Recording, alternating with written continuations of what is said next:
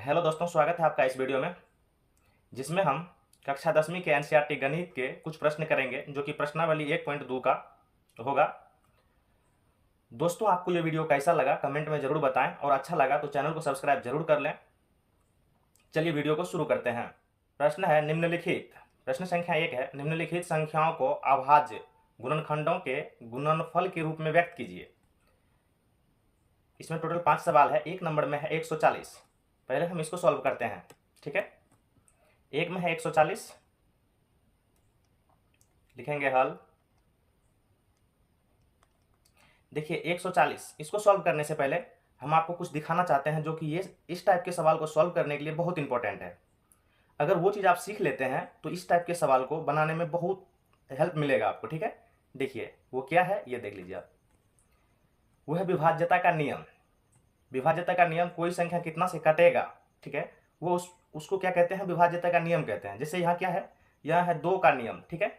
2 का नियम, कोई भी संख्या 2 से कटेगा या नहीं कटेगा वो हम ये सब सीख लेंगे। जैसे 2 का नियम है, 3 का नियम है, जैसे 2 का है, 3 का है, 4 का, 5 का, ये सब अगर हम सीख लेते हैं तो बहुत ईजी रहेगा, ठीक है। देखिए 2 का नियम क्या कहता है, जिस संख्या का इकाई अंक 0, 2, 4, 6 हो, वो 6 हो, वो संख्या 2 से विभाजित होगा। जैसे जैसे देखिए, जैसे अगर यहाँ पे है 18, लास्ट वाला कितना है वो देखिए, लास्ट वाला 8 है, ये संख्या क्या है, 2 से विभाज्य होगा। जैसे हम लिखते हैं 282, लास्ट वाला कितना है, 2 है, ये 2 से विभाज्य होगा। अगर हम लिख देते हैं 200 तो लास्ट वाला डिजिट क्या है, 0 है, ये 2 से विभाज्य होगा, ठीक है। अगर हम लिखते हैं 69 तो लास्ट वाला डिजिट इसमें से कोई नहीं मिल रहा है ना, ये 9 है, इसमें 9 नहीं है, तो ये 2 से विभाज्य नहीं होगा, ठीक है। उसके बाद है 3 का नियम, ठीक है। 3 का नियम क्या कहता है, 3 का नियम कहता है जिस संख्या के सभी अंकों का योग 3 से विभाज्य हो वो संख्या 3 से विभाजित होगा। इसका कहने का मतलब है कि अगर कोई संख्या है, ठीक है, अगर कोई संख्या है, जैसे इसका देखिए यहाँ, अगर कोई संख्या है जैसे 156, ठीक है, तो इसमें 3 से डिवाइड लगेगा या नहीं लगेगा, हमें कैसे जानकारी मिलेगा। तो हमें इसमें जो भी अंक है, इसमें देखिए संख्या तो 1 है बट अंक इसमें कितना है, अंक इसमें 3 है, ठीक है। अंक 3 है, कौन कौन सा है, 1 है, 5 है और 6 है, ठीक है। तो हम इसको जोड़ लेते हैं, 1 + 5 + 6। अब इसको अगर आप जोड़िएगा तो 5, ये देखिए 6, 5, 11, 1 कितना हो जाएगा, 12। अब देखिए 12 3 से विभाजित होगा, बिल्कुल हो जाएगा। 12 को 3 से हम काट सकते हैं, ठीक है। तो ये संख्या 3 से विभाजित हो जाएगा, ठीक है। इसी को कहते हैं सभी अंकों का योग। संख्या के सभी अंकों का योग अगर 3 से विभाजित होगा तो वो संख्या 3 से विभाजित हो जाएगा, ठीक है। अब हम देखते हैं आगे का। अगला है 4 का नियम, ठीक है। देखिए 4 का नियम क्या कह रहा है कि जिस संख्या का अंतिम 2 अंक अगर 4 से विभाज्य हो या अंतिम 2 अंक शून्य हो, ठीक है, या अंतिम 2 अंक क्या हो, शून्य हो, वो संख्या 4 से विभाजित होगा। देखिए जैसे लिखते हैं इसका इधर, अगर कोई संख्या है, मान लेते हैं 216। देखिए ये क्या है, ये 4 से डिवाइड है या नहीं है, हमें कैसे पता चलेगा। देखिए लास्ट का 2 डिजिट जो है, 2 अंक जो है, अंतिम 2 अंक, इसको हम 4 से विभाजित करके देख लेंगे। देखिए 16/4, ये कट जाएगा, तो इसका मतलब ये क्या है, ये 4 से विभाजित हो जाएगा, ठीक है। अगर हम लिखते हैं कि 100, ठीक है, तो यहाँ क्या बोल रहा है, लास्ट का 2 अंक शून्य हो, ठीक है, अंतिम 2 अंक शून्य हो, अंतिम 2 अंक इसका क्या है, शून्य है, इसका मतलब ये 4 से विभाजित है, ठीक है। यहाँ तक समझ में आ गया। अब देखिए हम 5 का नियम देखते हैं। 5 का नियम क्या है कि जिस संख्या का इकाई अंक 0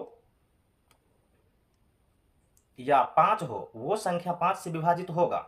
जैसे जैसे आप यहाँ ले लीजिए, देखिए जैसे 5 है, 6 है, 5 है, 565 है, इसमें क्या होगा, ये 5 से विभाजित है या नहीं, तो लास्ट का एक डिजिट देख लीजिए, 5 है तो ये 5 से विभाजित हो जाएगा, ठीक। अगर हम लेते हैं 65 तो लास्ट का डिजिट क्या है, 5 है, तो 5 से विभाजित ये हो जाएगा, ठीक। उसके बाद देखिए अगर हम लेते हैं 50 तो लास्ट का डिजिट क्या है, 0 है, ये 100% है कि 5 से विभाजित हो जाएगा, ठीक। यहाँ तक समझ में आ गया। अब हम आगे बढ़ते हैं। आगे का नियम है 6 का नियम है। 6 का नियम क्या बोल रहा है, जो संख्या 2 और 3 से विभाज्य हो वो संख्या 6 से विभाजित होगा। देखिए क्यों होगा 2 और 3 से अगर है, तो क्योंकि 6 जो है वो एक्चुअली बना ही है 2 और 3 से, ठीक है। ये 2 और 3 से ही बना है 6, ठीक है। इसीलिए अगर जो संख्या 2 और 3 से विभाज्य होगा वो 6 से भी विभाज्य होगा। जैसे जैसे इसको हम देखते हैं इधर,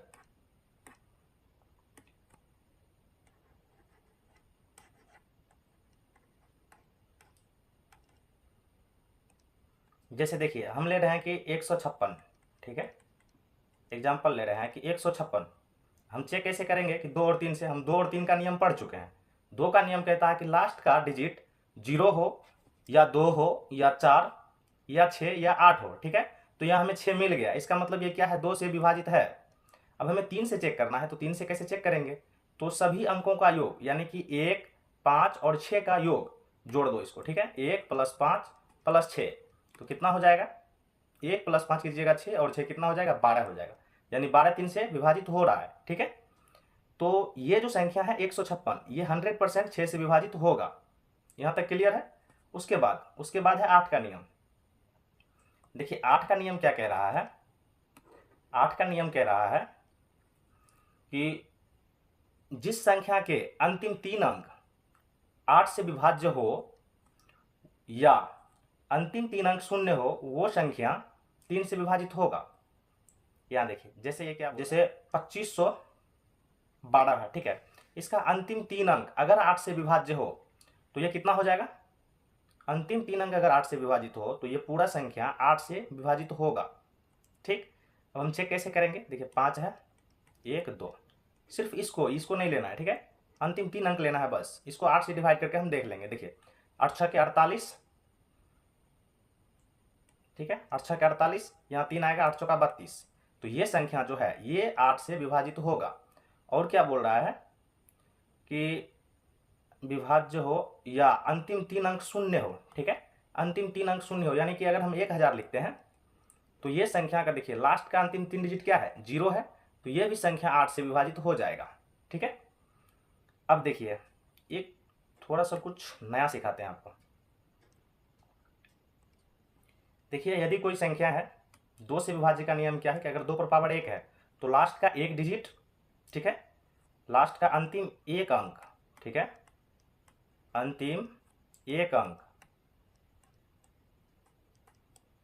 ठीक है, 2 से विभाजित होना चाहिए, ठीक है, या एक अंक 0 होना चाहिए, ठीक। अगर 4 है, ठीक है, यानी कि 2 का पावर 2 है, यानी 4 से क्या होगा कि अंतिम 2 अंक, ठीक है, या डबल 0 होना चाहिए, ठीक। अब देखिए 2 का पावर 3 क्या होता है, 8 होता है। 8 में क्या होगा कि अंतिम 3 अंक 8 से विभाजित होना चाहिए, या अंतिम 3 अंक 8 से विभाजित होना चाहिए, या लास्ट का 0, लास्ट में 3 0 होना चाहिए, ठीक है। देखिए प्रश्न है, निम्नलिखित संख्या को अभाज्य गुणनखंडों के गुणनफल रूप में व्यक्त कीजिए, ठीक है। हमें यहाँ लिखना है 140 का हम कर रहे हैं, ठीक है। तो पहले हम क्या करेंगे, 140 का यहाँ पे गुणनखंड निकाल लेंगे, ठीक है। 140 का गुणनखंड निकाल लेंगे। देखिए यहाँ कितना बार में लगेगा, लास्ट में 0 है, लास्ट में 0 है तो लगेगा 2 बार में, ठीक है। 2 बार में लगेगा, 7 दूना 14 और 0 का 0, ठीक है। अभी देखिए लास्ट में फिर 0 है, 2 बार से लगाइए तो क्या होगा, 3 दूना 6, 1 आएगा, 2 पंचा 10। उसके बाद यहाँ 5 से आप दीजिए, ठीक। तो ये क्या हो जाएगा, 7 5 35, ठीक है। अब यहाँ क्या लिखना है, यहाँ लिखना है 140 बराबर, 140 बराबर, देखिए गुणनखंड क्या है, 2 गुना 2 गुना 5 गुना 7, तो हमें लिख लेना है 5 गुना 7। अब देखिए क्या हो गया, ये 140 बराबर 2 बार है तो हम 2 का पावर 2 कर देते हैं, 5 है, उसके बाद क्या है 7 है। बस मेरा क्वेश्चन सॉल्व हो गया, ठीक है। अब हम नीचे में लिख देंगे अतः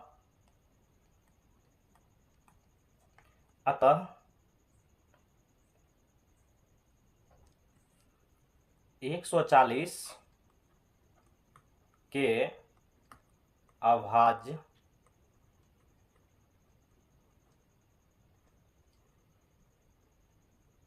गुणनखंड, देखिए ये आप समझ गए हैं, इसको हम हटा देते हैं, ठीक है।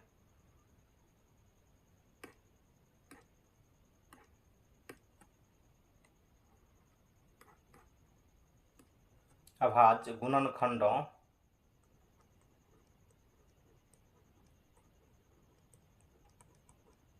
गुणनखंडों का गुणनफल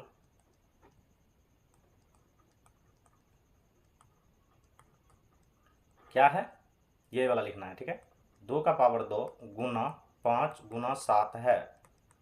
ठीक है, यहाँ आपको क्या लिखना है, आंसर। ठीक है, अब हम अगला क्वेश्चन नंबर 2 सॉल्व करेंगे। दूसरा है 156। ठीक है, दूसरा है 156। हम यहाँ लिखेंगे हल 156। 156 का पहले हम क्या करेंगे, इसका गुणनखंड निकालेंगे। ठीक है, देखिए 156 लास्ट का डिजिट क्या है, लास्ट का डिजिट 6 है, तो 2 से देंगे। 2 से देंगे तो कितना हो जाएगा, 7 दूना 14, एक यहाँ आएगा, ये हो जाएगा 8, 8 दूना 16। ठीक है, अब देखिए लास्ट में 8 है तो 2 से जाएगा, 2 से देंगे तो क्या हो जाएगा, 3 दूना 6 हो जाएगा, इधर आया एक, 2 नमा कितना हो जाएगा, 18। ठीक है, अब देखिए कितना है, लास्ट में 9 है और 3 है। अब इसमें देखिए 3 से डिवाइड लगेगा, तो इसके लिए हम आपको बताए हैं कि दोनों संख्या को, दोनों अंकों को जोड़ के देख लेना है। ठीक है, तो 9 3 12, हाँ ये 3 से लगेगा, तो 3 एकम 3 और 3 तिया 9। ठीक है, अब हमें क्या करना है, लिख लेना है हल 156 बराबर क्या क्या है, देखिए 2 गुना 2, 2 गुना 2 गुना कितना है, 3 गुना 13, तो हमें लिख लेना है 3 गुना 13। ठीक है, फिर यहाँ हम लिखेंगे 156 बराबर 2 कितना बार है, 2 बार। तो ठीक है, 2 को 2 बार कर देंगे, 2 का पावर 2, उसके बाद 3 है, उसके बाद क्या है, 13 है।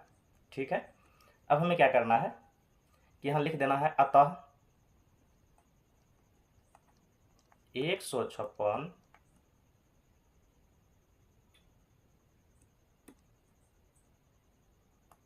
के अभाज्य गुणनखंडों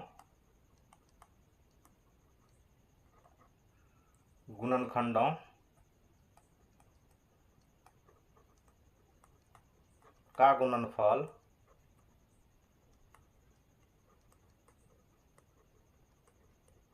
क्या हो जाएगा, ये हो जाएगा, देखिए 2 का पावर 2 गुना 5 गुना कितना है, 13, तो हम यहाँ लिख देंगे 13। ठीक है, उसके बाद आप यहाँ पे आंसर लिख दीजिए। ठीक है, अब उसके बाद हम देखेंगे तीसरा नंबर। अब हम प्रश्न संख्या कितना देखेंगे, 3। ठीक है, तीसरा नंबर है, तो हमें यहाँ लिखना है हल, देखिए 3825 है, तो पहले इसका क्या करेंगे, हम पहले करेंगे इसका गुणनखंड कर लेते हैं। ठीक है, 3825 है, इसका गुणनखंड कर लेते हैं पहले। देखिए कितना बार में जाएगा, देखिए पहले तो 5 है लास्ट में, तो 5 से जाएगा ही, बट हमें पहले छोटा संख्या से देना पड़ता है। ठीक है, तो पहले हम इसका 2 से तो नहीं जाएगा, पहले हम इसका चेक कर लेते हैं कि 3 से जाएगा कि नहीं, इसीलिए हम वो विभाज्यता का नियम सीखे हैं। देखिए 3 से जाएगा कि नहीं, तो देखिए 3 8 3 11 2 13 5 18। ठीक है, अब देखिए 18 में 3 से डिवाइड कीजिएगा तो हो जाएगा, इसका मतलब इस संख्या में 3 से भाग जाएगा, तो आप 3 से दीजिएगा तो 3 एकम 3, 2 तिया 6 हो जाएगा, 2 इधर आएगा, 2 7 21, एक आएगा इधर, कितना हो जाएगा 5। ठीक है, अब यहाँ दीजिए, यहाँ देखिए 3 से लग रहा है क्या, 2 1 2 3 हो गया, 7 7 3 10 5 15, यानी कि इसमें भी क्या जाएगा, 3 से जाएगा, तो 4 तिया 12 हो जाएगा, 25 तिया क्या हो जाएगा, 75।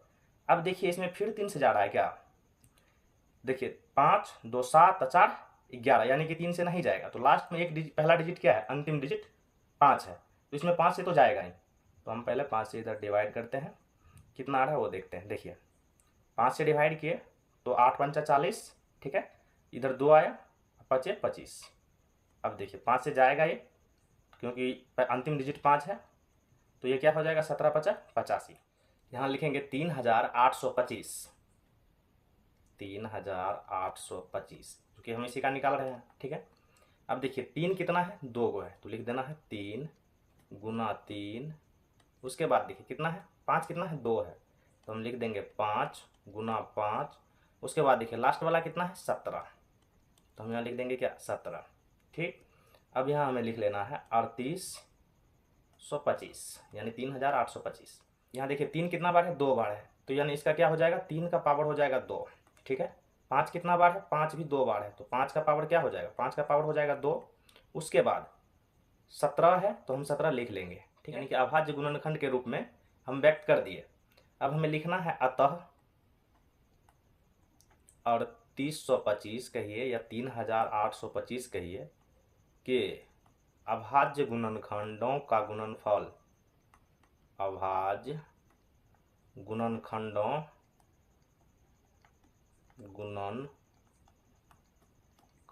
का गुणनफल, क्या है, देखिए ये वाला है, ठीक है। इधर देखिए ये वाला पॉइंट, ठीक है। ये वाला पॉइंट जो है, यानी कि 3 का पावर कितना है 2, 5 का पावर कितना है 2, उसके बाद 17, इतना है, ठीक है। इतना लिख के आप आंसर लिख दीजिए। यहाँ तक क्लियर हो गया। अब हम चौथा देखते हैं। अब हम देखेंगे क्वेश्चन चौथा।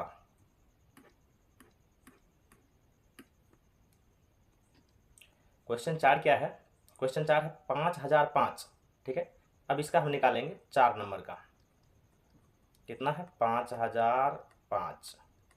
देखिए सबसे पहले हम क्या करते हैं कि इसका गुणनखंड निकालते हैं। सबसे पहले क्या करेंगे, इसका गुणनखंड निकालेंगे। तो लिखिए यहाँ 5005 कितना बार में जाएगा, देखिए ये 5 5 5 10 होता है, 3 से नहीं जाएगा, तो कितना बार में जाएगा, ये 5 बार में जाएगा। तो 5 एकम 5, 00 का 00, 5 एकम 5, ठीक है। अब देखिए अब ये कितना बार में जाएगा, 7 बार में। तो 7 एकम 7, यहाँ क्या आया 3, 7 चौका हो जाएगा 28। उसके बाद यहाँ पे क्या आएगा 2, तो 7 तिया 21, ठीक है। अब ये कितना बार में जाएगा, अब इसको हम देते हैं 11 से, ठीक है। 11 से देंगे तो क्या होगा, ये हो जाएगा 13, ठीक है। अब इसको हमें लिख लेना है। हमें क्या लिखना है कि 5005 जो है इसके बराबर में क्या आएगा, इसके बराबर में आएगा 5 गुना 7 गुना 11 गुना 13। तो हमें यहाँ लिख लेना है, ये हो गया। इसमें कुछ नहीं है, मतलब किसी का पावर स्क्वायर वगैरह नहीं होगा। तो यहाँ हम लिख देना है हमें, अतः 5005 के अभाज्य गुणनखंडों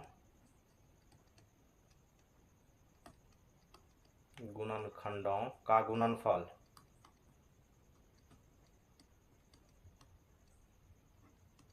गुणनफल क्या है, इसका गुणनफल है 5 गुना 7 गुना 11 गुना 13। देखिए अभाज्य गुणनखंड में होता क्या है कि ये जो भी संख्या आएगा बेस वाला, ठीक है, वो कोई भी कुछ भी हो वो अभाज्य ही रहेगा, ठीक है। 5 7 11 देखिएगा तो ये अभाज्य संख्या है, ठीक है। आप यहाँ पे आंसर लिख दीजिए। चौथा क्लियर हो गया, पांचवा देखना है। अब हमें देखना है पांचवा, ठीक है। तो यहाँ हमें लिखना है हल।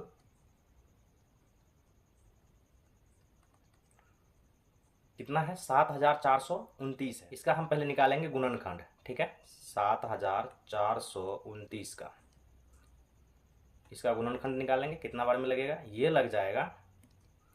लगेगा 17 बार में, ठीक है। 17 बार में लगेगा, ये हो जाएगा 437, ठीक है। उसके बाद ये कितने बार में लगेगा, उसके बाद ये लगेगा 19 बार में, ठीक है। तो ये हो जाएगा 23। उसके बाद इसमें नहीं लगेगा, तो हमें क्या करना है, यहाँ लिख देना है 7429 क्या क्या है इसमें वो लिख लीजिए। देखिए 7429 है, हमें लिख लेना है जो भी गुणनखंड में है, 17 है गुना और क्या है 19 लिख लेना है, और क्या है 23, ठीक है। ये अलग है। अब हमें लिखना है, यहाँ पे देखिए स्क्वायर वगैरह है नहीं, तो ठीक है, हमें यहीं पे लिख देना है अतः 7429 के अभाज्य गुणनखंडों का गुणनफल